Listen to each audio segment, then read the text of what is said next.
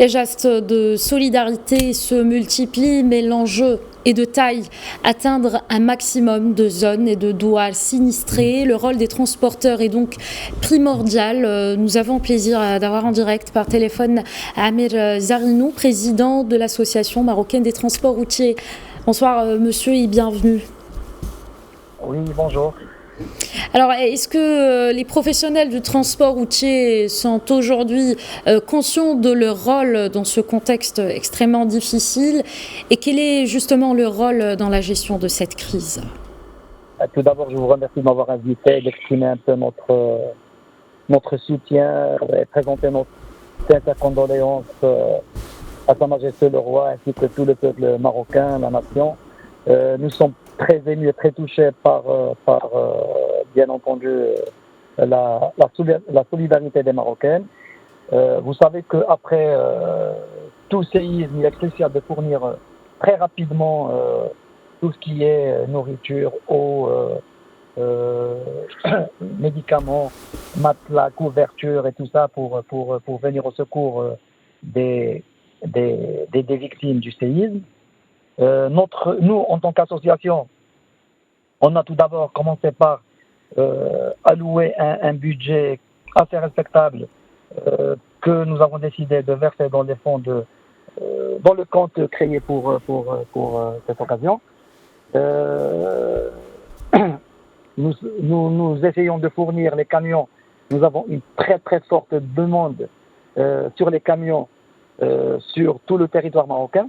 Donc, chaque 2-3 minutes, il y a une association, il y a des gens de partout qui appellent pour solliciter nos camions, pour pouvoir déplacer, pour pouvoir transporter leur aide aux gens sinistrés. Aujourd'hui même, je vais vous donner un exemple, il y a peut-être 2-3 heures, nous avons été sollicités par plusieurs personnes pour déposer des camions dans les parkings de grande surface. Nous avons pu charger en rien de temps, même pas 3 heures, 9 poids lourds, 9 grands camions. Et ça, c'est que les dons des Marocains qui vont s'approvisionner, qui rentrent dans les supermarchés pour acheter leurs biens. Ils finissent par sortir avec des chariots pour remplir dans les camions. D'accord. Alors, comment vous vous organisez justement pour contribuer à l'acheminement de ces aides? Comment s'établit aussi la communication parmi tous les acteurs concernés, y compris les autorités et bien évidemment les transporteurs? Tout d'abord, nous travaillons en étroite collaboration avec les autorités, que je salue d'abord parce que ils sont en train de nous organiser et d'éviter toutes sortes d'anarchie. Donc, les autorités aujourd'hui ont prouvé leur professionnalisme et leur façon de faire. Donc, nous sommes en train de coordonner avec eux, avec pas mal de services, préfecture, la mairie, les mairies, les préfectures, les wilayas. Et bien entendu, les arrondissements aussi. Et donc, à chaque fois qu'il y a une demande de camion, nous avons une commission au sein de l'association qui gère tout ce qui est logistique. D'accord. Est-ce que vous êtes... Afin de desservir dans les plus brefs délais, parce que nous sommes conscients du fait qu'il y a un besoin urgent, illico presto. D'accord. Une autre question, puisque vous parlez d'efficacité, justement, on remarque que dans les différentes régions du Maroc, dans les différentes villes du Maroc, il y a beaucoup de points de collecte de dons. Est-ce que tous les camions qui sont à la disposition des citoyens sont justement destinés à Taroudant et autres, à toutes les régions sinistrées? Comment s'assurer justement que ces camions vont arriver justement à destination? Encore une fois, en collaboration avec les communes, les autorités locaux de l'Haouz, de Taroudant, parce que l'association, c'est une association qui est nationale, et donc nous avons des succursales un peu partout dans le Maroc, et donc nous essayons au maximum de nous organiser avec les autorités locales de chaque région.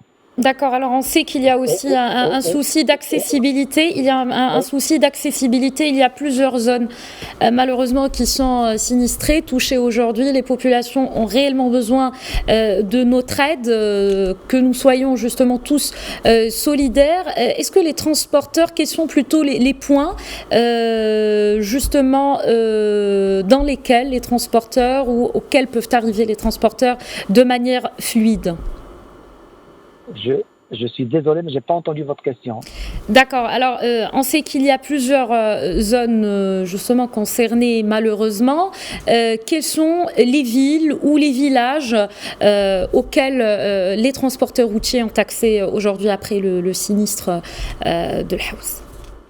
Oui, alors il y a certaines zones dont les routes sont impraticables et nous sommes organisés avec par exemple, si on parle de Teroudent, où il y a des villages qui sont retirés, que malheureusement l'accès est très très difficile.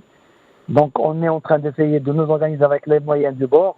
Nous avons pu louer, nous en tant qu'association, et faire appel à la générosité des Marocains, effectivement.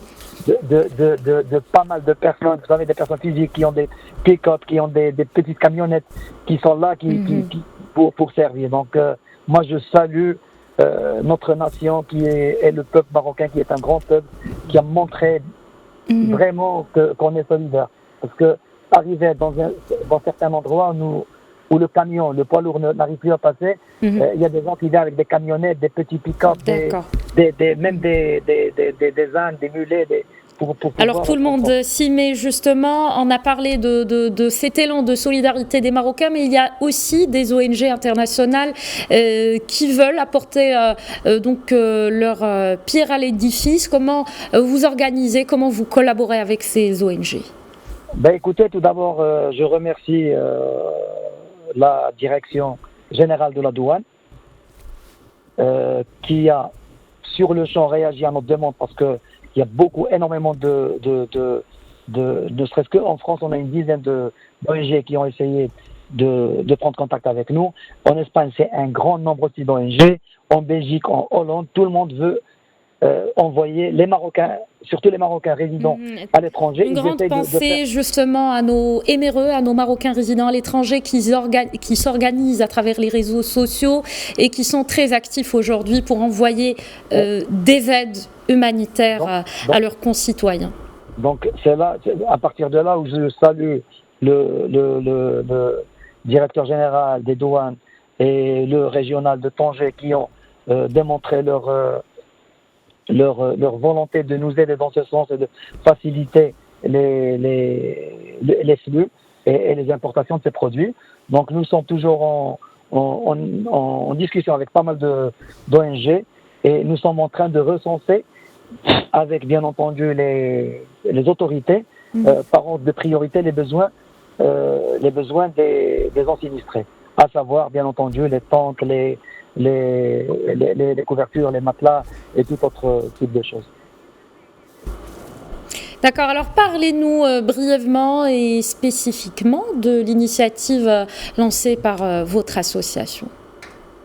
L'initiative, elle est là. Vous savez, on a répondu à l'appel le jour même du sinistre, donc on s'est réunis et créé une commission sur le champ pour pouvoir suivre et porter de l'aide à ces zones sinistrées. Côté matériel, on a loué un gros budget. Les personnes, nous avons un grand nombre de personnes qui font partie des membres de l'association qui sont sur le terrain, qui sont immobilisés, qui sont en train de faire les collectes, qui sont en train d'organiser, de trier, parce que les collectes c'est beau, mais après il faut les trier, il faut les mettre, vous savez, par type de produit afin de faciliter leur distribution lors de l'arrivée. Merci beaucoup à Amir Zarinou, président de l'Association marocaine des transports routiers. À travers vous, justement, merci à tous les transporteurs qui jouent un rôle extrêmement important dans ce contexte extrêmement difficile par lequel passe notre pays. Merci d'avoir répondu à nos questions.